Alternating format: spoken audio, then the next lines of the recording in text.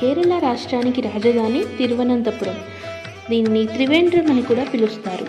చెన్నై, ఎర్నాకులం మరియు నాగర్కోయిల్ రైలు మార్గంలో Thiruvananthapuram railway station కలదు.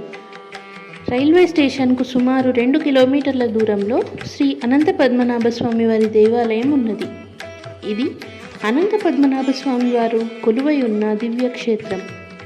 శ్రీ అనంత పద్మనాభ స్వామి వారు ఆదిశేషుడు అనే నాగును పాన్పుగా చేసుకొని శయనించి ఉండుట వలన ఈ పుణ్యస్థలమునకు అనంత శయనము అనే పేరు వచ్చినది. దీనినే అనంతవనంగా కూడా పిలుస్తారు. ఈ దివ్యక్షేత్రం నందు అనంతుడు అనే సర్పరాజు స్థిర నివాసం ఏర్పరచుకున్నారు అని స్థల పురాణం. ఈ ఆలయంలోనికి హిందువులను మాత్రమే అనుమతిస్తారు. మగవాళ్ళు పంచెలు, స్త్రీలు అధునాతన దుస్తులు కాకుండా అందరూ సాంప్రదాయ వస్త్రాలతోనే ఆలయంలోకి ప్రవేశించాలి. తన నాభియందు బ్రహ్మదేవుడు కొలువుదీరిన పద్మాన్ని కలిగి ఉన్న శ్రీ మహావిష్ణువే అనంత పద్మనాభుడు. ఈ ఆలయానికి తూర్పున మహాద్వారం ఉన్నది. ఈశాన్య భాగములో పద్మతీర్థం అనే పుష్కరిణి ఉన్నది. అనంత పద్మనాభ స్వామి గర్భగుడి చాలా విశాలమైనది. ఇది సుమారు 5-6 అడుగుల ఎత్తైన వేదికపై ఉంటుంది. అదే ఎత్తులో గర్భాలయం ముందు కూడా వేదిక ఉంటుంది. భక్తులు ఆ వేదికపై నుండే దైవ దర్శనం చేసుకోవాలి. అదేవిధంగా గర్భగుడి వెనుక కూడా అంతకన్నా కొంచెం ఎత్తుగా ఒక వేదిక విస్తరించి ఉంటుంది. ఈ గర్భగుడి వెనుక ఉన్న ఈ వేదిక అనగా గర్భాలయం కిందనే ఈ నేలమాళిగలు ఉన్నాయి. దానికి 3 వైపులా తలుపులు కూడా ఉంటాయి. వాటికి తాళాలు వేసి గవర్నమెంట్ సీలు వేసి ఉంచింది. పద్మనాభస్వామి ఆలయానికి 100 అడుగుల ఎత్తుగల 7 అంతస్తుల గాలిగోపురం ఉన్నది. ఈ ఆలయంలో 68 నల్లరాతి స్తంభాల మోపుతో వసారాలు ఉన్నాయి. ఈ ఆలయ ప్రాంగణంలో సీతారామ లక్ష్మణ హనుమదాదుల ఆలయం, ముందు యోగ నరసింహస్వామి ఆలయాలు ఉన్నాయి. ట్రావెన్కోర్ ప్రాంతాన్ని పాలించిన రాజా మార్తాండవర్మ ఈ ఆలయాన్ని నిర్మించాడు. పద్మనాభస్వామి వారి ముఖం మరియు వక్షస్థలం మినహా మొత్తం విగ్రహం బంగారంతో పోతపోయబడి తయారు చేయబడింది. ఇప్పుడు ఇక్కడి స్థల పురాణం తెలుసుకుందాం. అనంతశయన మహత్యం అనే స్థల పురాణం ప్రకారం కలియుగం ఆరంభమైన రోజులలో తుళువంశ బ్రాహ్మణ ఋషి దివాకర ముని సారథ్యంలో విగ్రహ ప్రతిష్ఠ, ఆలయ నిర్మాణం జరిగినట్లు తెలుస్తుంది. విష్ణు భక్తుడైన దివాకరముని తపస్సు చేయుచుండగా శ్రీ మహావిష్ణువు 2 సంవత్సరాల బాలుని రూపంలో ఆయన దగ్గరకు రాగా దివాకరముని ఆ బాలుని చూచి ముచ్చటపడి ముఖవర్చస్సుకు తన్మయుడైన ముని తన వద్ద ఉండిపోవాలని కోరాడు. అందుకు ఆ బాలుడు అంగీకరించి తనను వాత్సల్యంతో చూడాలని, అలా జరగని నాడు వెళ్ళిపోతానని ఆంక్ష విధించాడు. అందుకు అంగీకరించిన ముని ఆ బాలుని ఎంతో ప్రేమతో చూస్తూ బాలుడి చేష్టలను ఓర్చుకుంటూ ఆనందంతో జీవనం సాగిస్తున్నాడు. ఒకరోజు దివాకరముని పూజా సమయంలో సాలగ్రామాన్ని ఆ బాలుడు నోటిలో పెట్టుకుని పరిగెత్తుతాడు. అందులకు ముని బాలునిపై ఆగ్రహం వ్యక్తం చేయగా వెంటనే ఆ బాలుడు, నేను అనంత అడవులలోకి వెళ్తున్నాను, నన్ను చూడాలనిపిస్తే అరణ్యంలో కనిపిస్తానని చెప్పి అదృశ్యమైనాడు. దివాకరముని ఎలాగైనా ఆ బాలుని చూడాలనే తలంపుతో అరణ్యములో ముందుకు సాగుతుండగా ఆ బాలుడు క్షణకాలం పాటు కనిపించి పక్కనే ఉన్న ఒక మహావృక్షం లోపలకు వెళ్ళాడు. వెంటనే ఆ చెట్టు 2గా చీలి విరిగి పడిపోయినది. వెంటనే ఆ వృక్షమందు శ్రీ మహావిష్ణువు అనంత శేషశయనుడిగా దర్శనమిచ్చాడు. అలా దర్శనమిచ్చిన ఆ రూపం 9 యోజనాల పొడవుతో అంతటి భారీ విగ్రహాన్ని మానవ మాతృలు దర్శించడం కష్టమని కనువిందు చేసే రూపంలో అవతరించాలని ముని వేడుకోగా ముని విన్నపాన్ని మన్నించిన స్వామి ప్రస్తుత రూపంలో దర్శనమిచ్చాడు.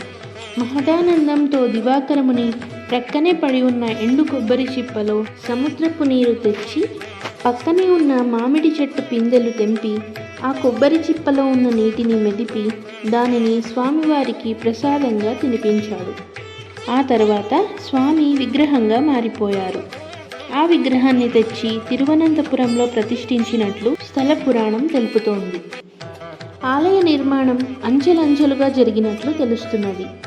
సుమారు 5వ శతాబ్ద కాలంలో చేరమాన్ పెరుమాళ్ అనే రాజు ఈ ఆలయానికి మొదట పునాది వేసినట్లు చారిత్రక ఆధారాలు తెలుపుతున్నాయి.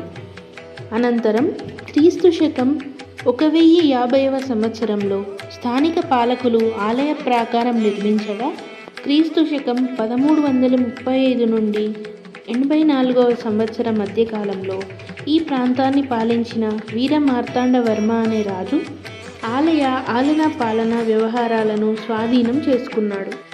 ఈయన హయాంలో క్రీస్తు శకం 1375 సంవత్సరంలో అల్పిసి అనే ఉత్సవాన్ని ప్రవేశపెట్టాడు. ప్రతి 6 మాసాలకొకసారి 10 రోజుల పాటు సాగే ఈ ఉత్సవం నేటికి కొనసాగుతూనే ఉంది. ప్రస్తుతం ఉన్న ఆలయ గోపురాన్ని 1568లో నిర్మించారు. క్రీస్తు శకం 1686వ సంవత్సరంలో ఈ ఆలయంలో ఒక పెద్ద అగ్ని ప్రమాదం సంభవించి స్వామి విగ్రహం తప్ప మిగతా ఆలయం మొత్తం పూర్తిగా కాలిపోయింది. మార్తాండవర్మ ఈ ఆలయం మొత్తాన్ని సంపూర్తిగా పునర్నిర్మించాడు. భారతదేశంలోని నదులన్నింటిలో ప్రత్యేకంగా వెతికి అతి జాగ్రత్తగా పరిశీలించి ఎంతో శ్రమపడి అత్యంత పవిత్రంగా తెచ్చిన 12,000 సాలగ్రామాల్ని ఒక పద్ధతిలో ప్రత్యేకంగా తయారు చేయించిన ఒక రకమైన పటిక బెల్లపు జిగురుతో అతికించి ఈ విగ్రహాన్ని తయారు చేశారట. ఇప్పుడు మనం చూస్తున్న పద్మనాభస్వామి విగ్రహం అదే. ఇక్కడ భగవంతుడు 3 ద్వారాల గుండా దర్శనమిస్తాడు. మొదటి ద్వారం నుండి విష్ణువు తలభాగము, చేతి కిందుగా ఉన్న శివలింగము, రెండవ ద్వారం ద్వారా నాభి నుండి వెలువడిన కమలం మీద ఆసీనుడైన బ్రహ్మ, ఉత్సవమూర్తులు, శ్రీదేవి భూదేవులు, మూడవ ద్వారం నుండి విష్ణుమూర్తి పాదపద్మాలు దర్శనమిస్తాయి. పద్మనాభుని విగ్రహంలో ముఖభాగం, వక్షస్థలం మినహా కిరీటం, కుండలాలు, మెడలో ధరించిన సాలగ్రామ హారం, కంకణం, కమలం, కాళ్ళు అన్నీ బంగారంతో తయారైనవే. అనంత పద్మనాభునికి నిత్యం ఇచ్చే నైవేద్యాలు మహారుచికరంగా ఉంటాయి. బియ్యం, బెల్లం, నెయ్యితో వండే పాయసం, పాలు, బియ్యం, నెయ్యి, బెల్లంతో వండే పాయసం, ఇలా 5 నుండి 6 రకాల పాయసాలు స్వామికి నివేదన చేస్తారు. ఇప్పుడు ఈ ఆలయంలో కనుగొనబడిన సంపద మరియు ఆ సంపదను దాచిన గదుల గురించి మాట్లాడుకుందాం. 1880వ సంవత్సరంలో మూసివేసిన కొన్ని గదులను మాత్రం 1950లో సీల్ వేశారు. స్వాతంత్ర్యానంతరం స్థానిక ఆలయాలన్నింటినీ ట్రావెన్కోర్ దేవస్థానం బోర్డులో విలీనం చేసినా కూడా ఈ ఆలయాన్ని మాత్రం రాజకుటుంబీకులు తమ పర్యవేక్షణ క్రిందనే ఉంచుకున్నారు.